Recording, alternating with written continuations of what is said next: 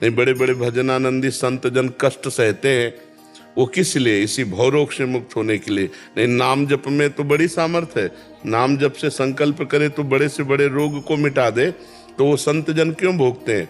क्योंकि वो मुक्त होना चाहते हैं। इसी जन्म में अपने प्राण प्यारे भगवान को प्राप्त करना चाहते हैं, इसलिए हर कष्ट सहते हुए भगवान की प्राप्ति के मार्ग में सुमिरन परायण।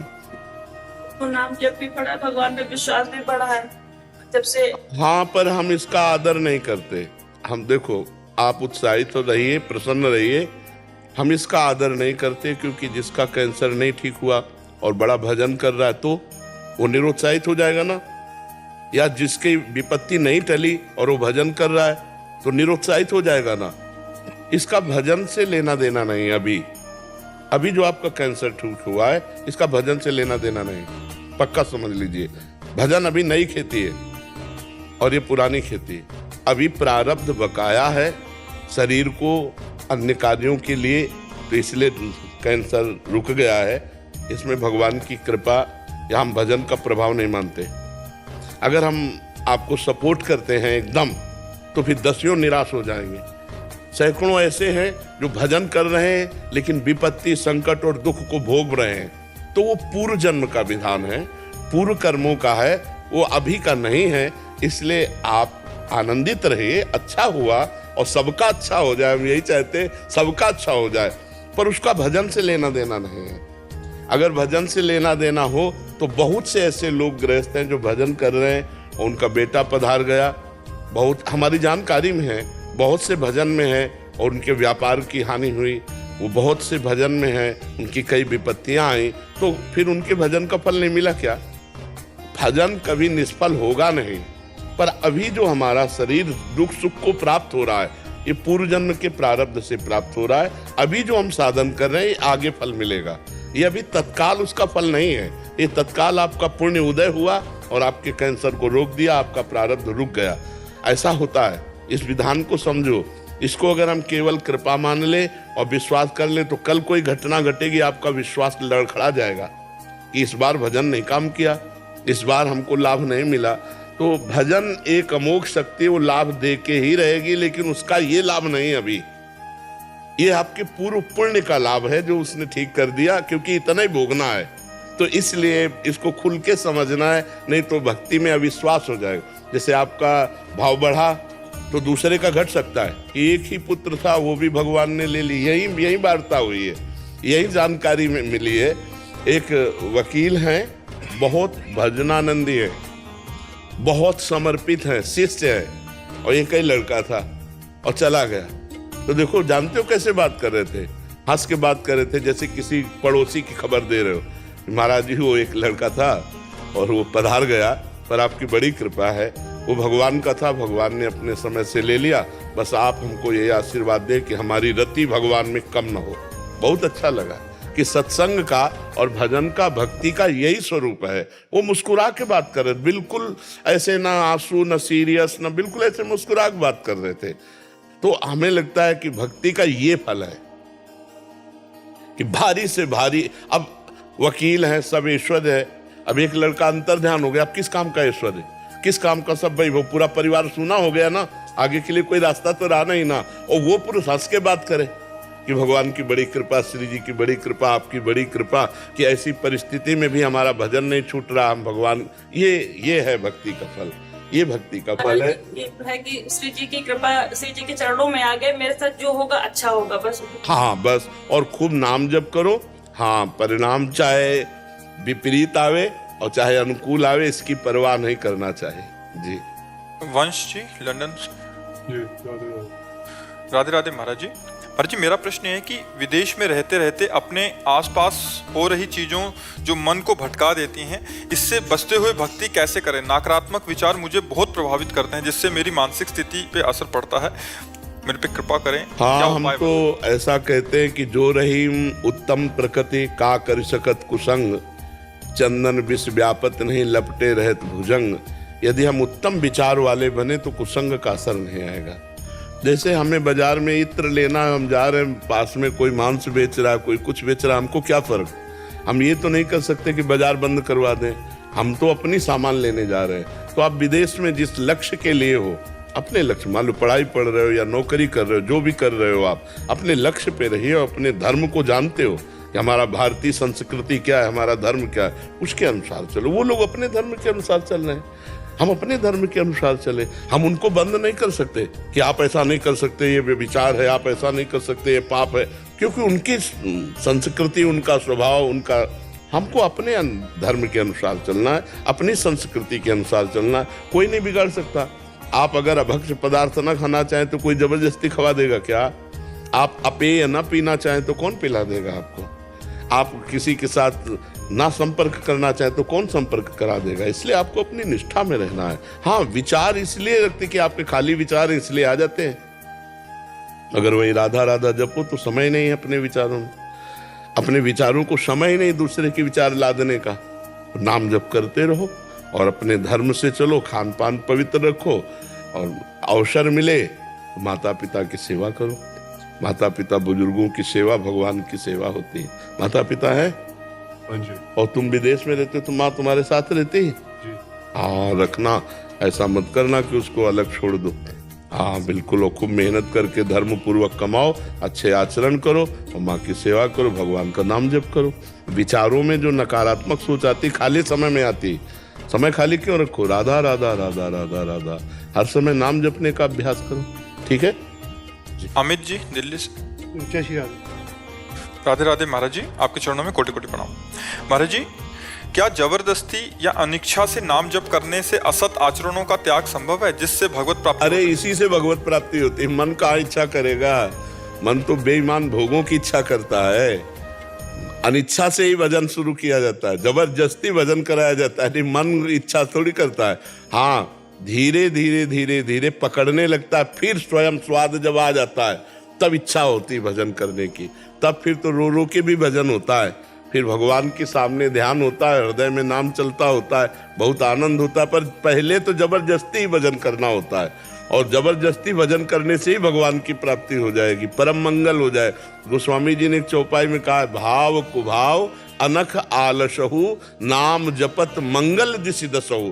भाव से, कुभाव से, अनख से, आलस्य से कैसे भी भगवान का नाम जप किया जाए, वो 10 दिशाओं में कहीं भी हो उसका मंगल ही होगा।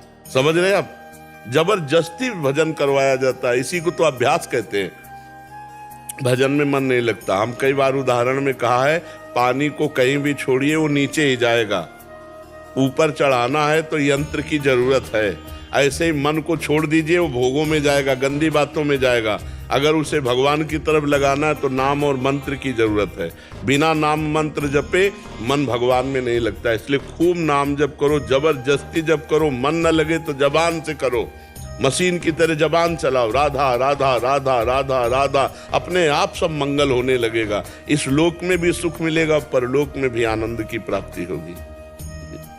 आशुतोष दुबे जी अयोध्या जी से। श्री हरिवंश महाराज जी, जय सीताराम। महाराज जी, जैसे एक लोभी व्यक्ति धन से प्रेम करता है, दिन रात सोचता है कि धन कैसे मिलेगा, वैसे ही हमारी भी प्रभु के प्रति प्रेम कैसे बढ़े।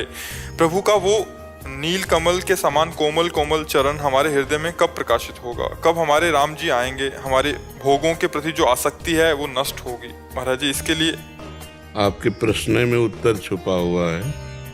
जो आपने कहा भोगों के प्रति आसक्ति हो वो नष्ट हो जाए। जैसे छोटी वस्तु से जब बड़ी वस्तु मिलती है तो छोटी वस्तु का विस्मरण हो जाता है। तो हमारे सामने भोग आते हैं तो भगवान का विस्मरण हो जाता है। इसका मतलब भगवान छोटे हो गए और भोग महान हो गए।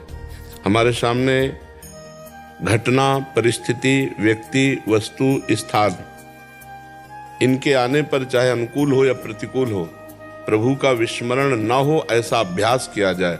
अभ्यास योग युक्तेन चेतसा नान्यगामिना। हमारा चित्त कहीं और जाए ही ना, और हमारी इतनी महत्व बुद्धि हो कि त्रिभुवन की राज्य लक्ष्मी देने पर भी आधे पल के लिए अपने प्रभु का विस्मरण न हो। तब ये बात आएगी कि भगवान के सांवले चरणारविंद हमारे हृदय रूपी कमल पर प्रकाशित हो जाए। अभी तो देह प्रिय है, प्राण प्रिय है। जब देह प्राण से अधिक प्रिय रघुनाथ जी होंगे तब बात बनेगी। कि अगर देह छूटने का समय आवे, प्राण निकलने का समय आवे, तो भी भगवान का विस्मरण न हो, तब माना जाएगा देह प्राण से प्रिय रघुनाथ जी हैं। अभी तो भोग ही इतने प्रिय हैं कि रघुनाथ जी उतने प्रिय नहीं लगते। अभी तो परिस्थिति, व्यक्ति, वस्तु, स्थान, घटना, इसमें इतनी सामर्थ्य है कि रघुनाथ जी का विस्मरण करा देगी, नहीं करा देगी। तो हमको अभ्यास में रहना है, हर समय जिह्वा में नाम चले। जब तक ज्ञान का प्रकाश नहीं होता तब तक महत्व बुद्धि भोगों में बनी रहती, देहाभिमान पुष्ट रहता है। तो आंतरिक ज्ञान और बाह्य ऐसी कोई समस्या बाधा हमको परास्त न कर पावे, उसके लिए समर्थ है नाम। राम नाम मणिदीप धरी, जी दे हरि द्वार, तुलसी भीतर बाह्य रहू, जो चाह शिव जियार। यदि हृदय में ज्ञान का प्रकाश और बाहर मंगल भवन भगवान की वो व्यवस्था जो हमारे भजन को ना रोक पावे, तो जिह्वा पे राम राम चलना चाहिए, नाम चलना चाहिए। नाम चल रहा है रात दिन तो कोई परास्त नहीं कर सकता। नाम पाहरू दिवस निशि, रात दिन भगवान के नाम का पहरा है, तो फिर बात बन जाए। हमारी महत्व बुद्धि भगवान में हो तो भगवान का स्मरण नहीं छूटेगा। जैसे अभी 1 करोड़ रुपया आपको दे दें और कहीं भी भेज दें आपको, तो पूरी पोजीशन आपकी वहीं रहेगी 1 करोड़ में। क्योंकि महत्व बुद्धि है ना, उठते बैठते चलते फिरते पकड़े हुए भी बार बार आपका चिंतन वहीं जाएगा, क्योंकि महत्व बुद्धि है। त्रिभुवन की राज्य लक्ष्मी देने पर भी जो आधे पल के लिए प्रभु का विस्मरण न करे, वो महाभागवत है, वो भगवान के चरणारविंद का प्रेमी जन है। तो हमारी महत्व बुद्धि पहले, हम पहले देखें कि भगवान को बैठा ले कहाँ है। बहुत छोटी जगह बैठा ले, बहुत छोटी जगह बैठा ले। छोटी सी बात, छोटी सी घटना, छोटा सा भोग, चाहे रसेंद्री कहो, जनेंद्री कहो, भगवान को भुलवा देगा। तो ये सब बड़े हो गए ना, भगवान छोटे हो गए ना। तो एक पलड़े में भगवान की भक्ति है और एक पलड़े में पूरा संसार है। हमारे को चाहिए कि भगवान से बढ़कर संसार ना लगे, इसलिए हम अभ्यास करें कि हमारा नाम न छूटे। मैं करता हूँ महाराज जी, लेकिन आप एक बार एक यहाँ जन आए थे, वो महाराष्ट्र से थे, तो आप बोले थे, मैं सुन रहा था कि आप बोले थे मतलब लिखो ना। मैं संध्या वंदन किया, उसके बाद मैं सोचा 7 मिनट और थोड़ा सा 7 मिनट का अलार्म लगा दिया, अलार्म लगा के रख दिए और उसी प्रकार लिखने। जो मतलब जो हमको अनुभूति, जो आनंद मिला उस समय, वो बता नहीं सकता महाराज जी। उस 7 मिनट में हम रोज 2 घंटा जपते हैं, लेकिन उसका मतलब अलग कर देंगे उस 7 मिनट। वो 7 मिनट महाराज जी हमारे लिए लग रहा था भगवान स्वयं आराम। बस ऐसे चुपचाप गुप्त चलते रहो और अभ्यास बनाते रहो, अपने साधन को प्रकाशित न करे। जैसे कहीं से भी बात मिले वो अपने साधन में ले आए, उसे गुप्त रखे, वो बढ़ती चली जाएगी। और बड़े भाग्यशाली बच्चा, स्वस्थ शरीर, जवान शरीर है, भजन कर लो और अभी भजन में मन लगा लो। नहीं जब शरीर अस्वस्थ हो जाता है या भारी समस्या फंस जाती, तो जिसका मन प्रभु में लगा है तो लगा, नहीं फिर लगना मुश्किल हो जाता है। अब जैसे शरीर पीड़ायुत हो ना, तो फिर मन वही पीड़ा में लगता है, फिर भगवान में थोड़ी लगता है। और जिसका भगवान में लग चुका है तो भयंकर पीड़ा की परिस्थिति हो, प्रभु से चित्त जुड़ जाए तो बात है। जी आपको रास्ते में कल रात में देखा, वो ऐसा लगा हमको ना जैसे कहीं भी किसी के दर्शन से नहीं हमको मिला। जो आपको पहली नजर में देखे हम, ऐसा लगा कि कौन मतलब भगवान। वो भगवान की बच्चा कृपा होती है, भगवान की कृपा होती है। अब जैसे ये जीवन है ना, केवल भगवान को समर्पित जीवन है। बस बाट जोर है शरीर छूटने की, कि कब उनका हुक्म हो और उनके चरणों में समर्पित हो जाए। पूरा जीवन, हाँ पूरा जीवन जिसके लिए तड़पा जाता है ना, ये अंतिम उन्हीं के लिए होता है। कि बस कहीं ऐसा ना हो कि और चिंतन आ जाए और फिर शरीर छूटे, उन्हीं का चिंतन से निरंतरता बनी रहे महाराज। ऐसे मंदिर में जैसे कनक भवन सरकार है, मैं कभी ऐसा हमेशा तो नहीं, लेकिन बच्चा मंदिर के बाहर निकलती वो मतलब कुछ समय बाद बात यह है बच्चा कि अभी तुमने अपने हृदय मंदिर के ठाकुर जी के दर्शन नहीं किए, माना नहीं कि हृदय मंदिर में ठाकुर जी है। नहीं तो चाहे जहाँ अपवित्र स्थान हो वहाँ ले चलो, वहीं भी वैसा ही आनंद रहेगा जैसा वृंदावन में आनंद रहेगा। अपवित्र स्थान में भी क्यों? यहाँ प्रभु को देखो, यहाँ भी प्रभु विराजमान है। केवल बाहर ही प्रभु मंदिर में नहीं विराजमान है, केवल प्रभु धाम में ही विराजमान नहीं है। कहो सो कहाँ जहाँ प्रभु नहीं, तो यहाँ भी प्रभु को देखो ना। बाहर कनक बिहारी के दर्शन करो, फिर अंदर कनक बिहारी को लाओ, और जिधर जाओ वो साथ में हमारे हैं। जब सर्वत्र हैं तो यहाँ भी हैं, जब सबके हैं तो यहाँ भी हैं, जब सब समय है तो इस समय भी है। भजन जो है वो विचार से होता है। हमारा विचार संसार का है, हम घसीटना चाहते हैं प्रभु का नाम तो बड़ा मुश्किल पड़ता है। जब हमारा विचार ही भजन में बन जाता है, हम इनसे बात कर रहे हैं, इनको भगवान देख के बात कर रहे हैं, हमारा विचार भजन है। हम आपसे बात करना, कोई क्रिया करना, कहीं जाना, कहीं आना, परिवार से बात करना, या व्यापार करना, या किसानी करना, या नौकरी, ये सब भजन बन जाए बच्चा, अगर हमारे विचार भजन बन जाए। हमको केवल एक भजन और एक संसार, दो विभाग नहीं करने, हमको संसार को भी भजन बनाना है, तभी सच्चा भजन हो पाएगा, आठों पैर भजन हो पाएगा। देखो, जड़ चेतन जग जीव जत सकल राम में जान, ये है भजन का स्वरूप। जहाँ भी है, जहाँ भी दृष्टि जा रही, सब भगवान का स्वरूप है, ऐसा मानना जी। सागर जी, कुरुक्षेत्र। महाराज जी राधे राधे। राधे राधे महाराज जी। महाराज जी, ठाकुर जी के प्रेमियों को विरह क्यों मिलता है? प्रेम का प्रभाव ऐसा होता है, और प्रेम का स्वभाव ऐसा होता है। प्रभाव ऐसा होता है कि बड़े बड़े ज्ञानी को भी विस्मरण करा दे, भगवान को विस्मरण करा देता है। देखो, प्रेम का प्रभाव तुम्हें दिखाते हैं। प्यारी जू जब जब देखो तेरो मुख, तब तब नयो नयो लागत, ऐसो भ्रम होत देखो न कबहूं री, दुति को दुति लेखनी न कागत। स्वामी हरदास जी से बिहारी जी महाराज बात कर रहे हैं कि सखी, अपनी प्यारी जू का जब मुख देखता हूं तो ऐसा लगता है कि मैंने कभी देखा ही नहीं, नया नया लग रहा है। अच्छा, जब नेत्र रूप देख रहे हैं तो पूरे हृदय और शरीर में विरह संचरित है मिलन के लिए, और जब मिलन हो रहा है तब नेत्र विरही हो रहे हैं। ये हम प्रिया प्रीतम की बात कह रहे हैं। तो भक्त में जब प्रेम का जागरण होता है तो प्रेम का प्रभाव ऐसा होता है कि प्रभु सामने है, फिर भी वो तड़प रहा है।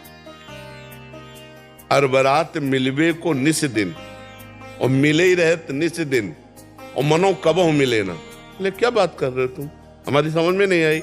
मिलने के लिए तड़प रहे हो, रात दिन मिले हुए हैं, और मानो कभी ना मिले हो, तो ये क्या पहली है? तो इसीलिए लिखना पड़ा, भगवत रसिक रसिक की बातें, रसिक बिना को समझ, बिना प्रेमी हुए प्रेमी की बातें नहीं समझ में आ सकती। भगवान सामने हैं गोपियों के, और हा प्राणनाथ, हा कृष्ण, और विरह में तड़प रहे हैं। ये प्रेम का स्वरूप है। प्रेम का स्वरूप है कि मिले हुए भी अनमिल माने, कि मानो मैंने कभी देखा ही नहीं, कभी मिले ही नहीं। ऐसा प्रेम वैचित दशा भगवान में प्रकट हो जाती है। जीव की तो बात जाने दो। वो प्यारी जी से कह रहे हैं कि ऐसा लगता है कभी नहीं आपको देखा है। तभी प्रभु विकल हो जाते हैं, प्यारी जू विकल हो जाती है। प्यारी जू प्रभु के समीप बैठी हुई है, और अचानक प्रेम दशा बदली और लगा कि लालजू दूर हो गए। तो अंक स्थिते पिदयते किमपि प्रलापम, हा मोहनेति मधुरम विदधत्य अकस्मात्। अंक स्थिते भी, अंक में विराजमान है, और एकदम प्रेम ने विस्मरण करा दिया, और उनको लगा कि लालजू चले गए। तो पुकारने, हा श्याम सुंदर, हा कृष्ण, हा कमल दल, और उन्हीं की गोद में जब सुध आई तो देखा कि अरे उन्हीं की गोद में।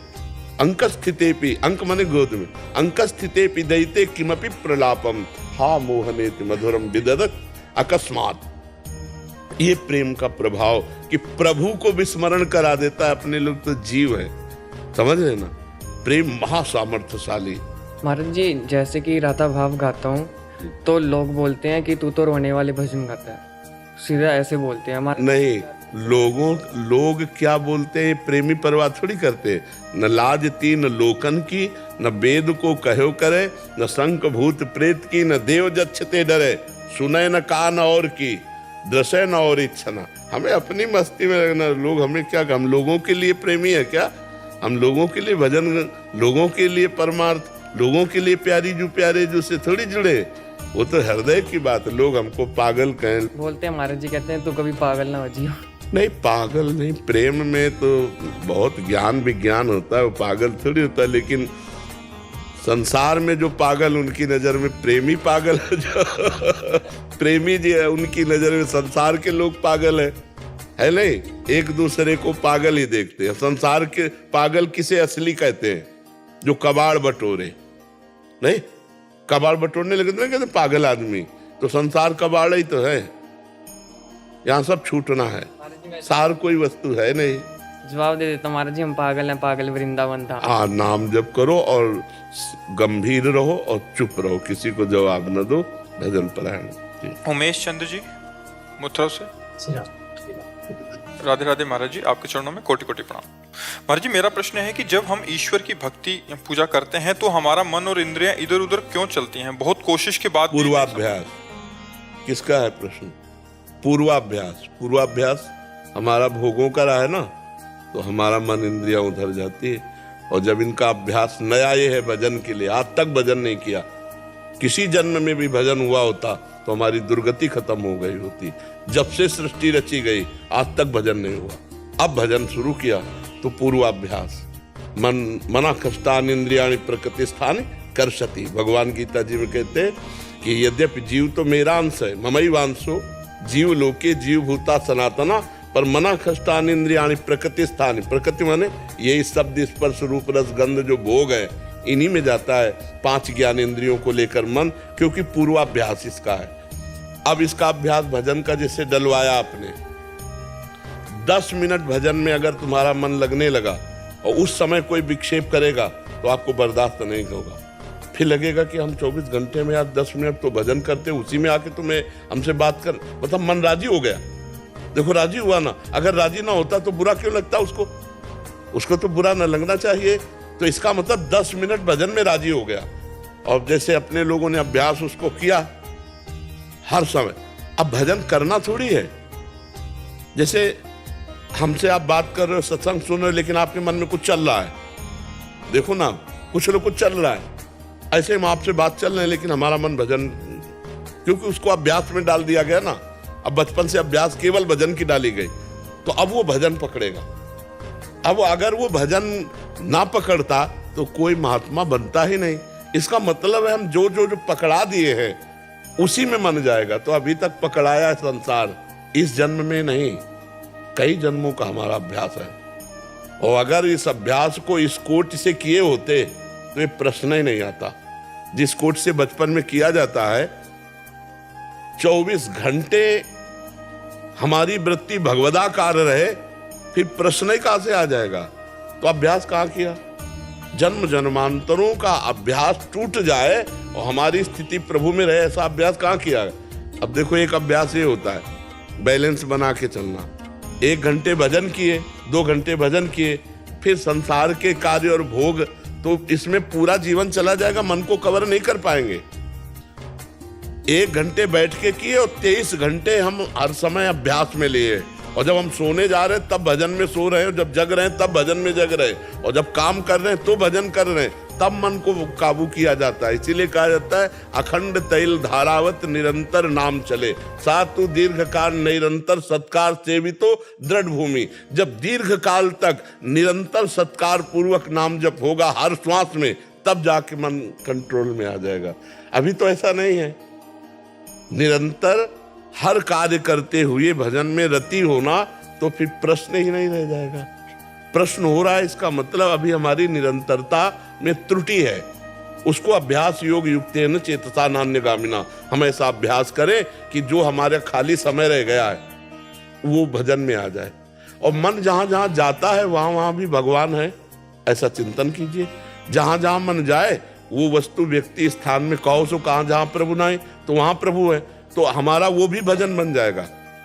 जहां जहां मन जाए, वो कोई वस्तु होगा, कोई व्यक्ति होगा, कोई स्थान होगा, जहां मन जाएगा परिचय में ही जाता है, अपरिचित तो जाता नहीं।